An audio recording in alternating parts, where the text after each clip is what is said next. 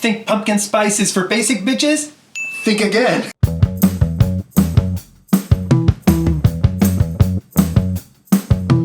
Hi, I'm Aaron, aka Visionaaron, and welcome to my channel. Today we're going to show you how I made this pumpkin spice, kind of orange, burnt orange, and a little bit of paprika and cinnamon thrown in there for good measure, like we're making some pumpkin pie.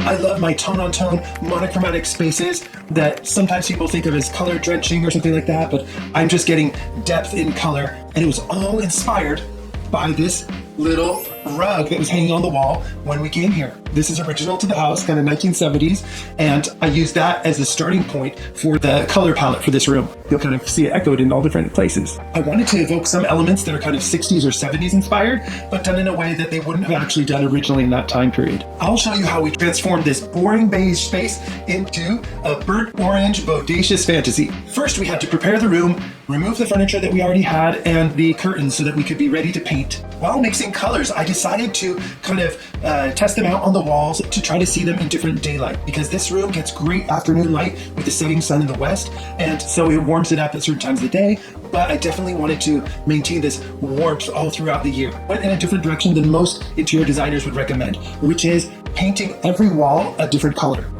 They're in the same family, they're related, and it's a harmonious color palette. So instead of pure rainbow colors like primary red, secondary orange, and yellow, and those kind of things, I wanted to evoke that sense of a rainbow sort of flow throughout the house, but using colors that were a little bit more grounded and earthy that go great with these terracotta tile floors.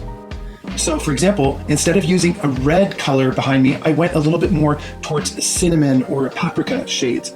Then I went towards mixing a color that was a sort of burnt orange, and then a little bit more pumpkin orange, and a little bit more orange. So that sort of peachy orange color will flow and connect to where the kind of pinkish fireplace starts. Then after that, it flows into kind of the mustard family room, which I'm going to share a video with you after this, so stay tuned for that. One of my most amazing finds for this room was this couch that came with 2 matching armchairs. So normally I wouldn't recommend people to get like the full set of furniture, like the same couch with the same fabric on the armchairs. Usually nowadays people like to mix it up a little bit. But because these are so funky and they all came together, I'm like, let's take them all. And you won't believe the price. I looked online for thousands of dollars looking for a burnt orange sofa. I looked for burnt orange velvet, mid-century modern kind of styles that were a little bit more linear, not too rounded. And I couldn't find hardly anything that I liked both the color and the shape, even brand new and thousands of dollars. But as I was always looking on online sites and used finds, I actually found something that was too good to be true. Well, you tell me. So I found these kind of muted burnt orange velvet pattern couches that to me really spoke like Gucci maximalist vibes or something like that. And the whole set, this that converts into a flat sofa bed that is actually still functional, and 2 armchairs for how much would you guess? Not thousands, not hundreds, but 25 euros for all 3. Now, I had to actually get a mover to come and get them, and that cost me about 40 euros. So in the end, it's about 65 euros, or let's say $75 or something like that in the US. But it's amazing. I can't believe I got this set that I would have been willing to pay a lot more for, just for how perfect and how much they fit the vibe that I was going for. Don't sleep on that vintage. I had 2 directions that I was thinking of going in with the pink color for behind the sofa. Either lighter than the sofa, so the sofa was like a darker element that popped out against it, or going darker, and then the sofa kind of almost seems a little bit lighter in contrast with the value of the wall behind me. In the end, you can see which I went with, which is the kind of darker. I felt like this would create a little bit more depth and dimension to the space by having the wall behind it be a little bit darker, and then it glows with afternoon sunlight, which is beautiful.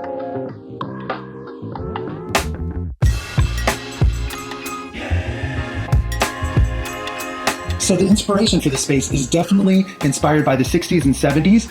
Maybe not things that I experienced back then. Well, I am quite old now, so I do remember the 70s at least. But I also saw lots of television shows that were still playing in the 70s of things from the 60s, etc. Or I went to interiors of people's homes that had been decorated or built in the 60s, and those carry over into the decade after, for example. And I'm not doing a literal interpretation like that was accurate for that time period, but taking elements using mostly thrifted and vintage furniture and items to create a sense that to me has a bit of nostalgia, but reinterpreted with a sort of modern maximalist flair. For example, something that I've actually never seen interior designers do, but that came to mind when I was looking for circular items to place on the wall, is I realized when I was looking for circular canvases and things like that, I realized I could use tabletops. So I actually searched out vintage tabletops and I stained and painted some of them and hung them on the wall to create a sort of like 60s polka dot kind of vibe, but they're actually kind of bigger than they would have done in the 60s, and they look almost like planets, but they're really great as a background or as a kind of interesting flow on the wall with these giant circles. Hey, I gotta tell you guys something really important, and it has to do with those like and subscribe options down below. Those are really helpful, as you know, for people doing YouTube, and I'm just starting out, so I really need all your help by clicking like if you enjoy anything in this video, and subscribing if you want to know more creative tips for creative lifestyle, fashion, DIY, and home decor, because I like to share all of my creativity with you here online, and this will help me do it and get it to more people. So thanks. Another really fun find for this house started with an element that the previous owners left kindly for us, which was a sort of Moroccan orange glass lamp that's in a sort of star shape. And I already liked it, but then I realized, oh, it would be perfect on the shelves in this living room. And what I found was, by looking online, one time I came across somebody else that was selling an exact twin to the one that I already had. And I was like, I have to get that. And I also found two other kind of resin globes that were made for hanging lamps that I converted into kind of more just standing lamps on the shelves. And that way I was able to make two sets of symmetrical lamps on the sides that were going to kind of then illuminate these tabletops that I converted into kind of wall hangings to make a sort of circular 60s vibe, but in a scale that is a little bit different and that people of the time wouldn't have put on their walls. But to me, it makes these big giant polka dots almost. Or circles always inspire me because they give me a sense of a little bit of Art Nouveau possibilities whenever you take photos in front of them, or the way that when you sit on one of the armchairs and have this big giant circle behind you, it kind of makes you feel like you have a halo or something like that. And so I do think of the room in terms of photography because that's my background, especially in fashion photography. My goal is to create creative, inspiring, colorful spaces that you wouldn't find necessarily easily anywhere else in hotels that are, you know, focused on trying to appeal to mass market and beige and grayish and neutrals. I want to create something that feels special and unique to me. And if it's something that hopefully inspires you, even to a small degree, maybe just one of the shades of the walls rather than painting every wall a different color, I think that I've done my job. Or if it just makes you smile at seeing somebody else just go for it in their space, hopefully it will inspire you to feel a little bit more confident to follow your creativity. And you live once, and paint especially is easy to paint over again. So if you don't like it, you just paint over it and change it when you get sick of it. My focus, as usual, is on creating something that's a little bit extra, a little bit more impactful than boring beige. I have stayed in so many hotels in my life that are so made for mass kind of appeal that they seem bland and forgetful. So I'm trying to create a space that seems unique and colorful and me. What do you guys think about the direction that I'm going with this room? Love it, hate it, think I'm over the top or too much? Whatever, let me know in the comments because I'd love to get some feedback. So if you've enjoyed this journey into the creation of my pumpkin spice paradise, then this is the channel that is for you. You're going to see a lot of other fun, colorful creations on here, and I can't wait to show you the next one. See you later. Ciao. Oh, I see the sunlight is coming here and just shining away because this gets a lot of afternoon light. So I better wrap up this video before the light runs out.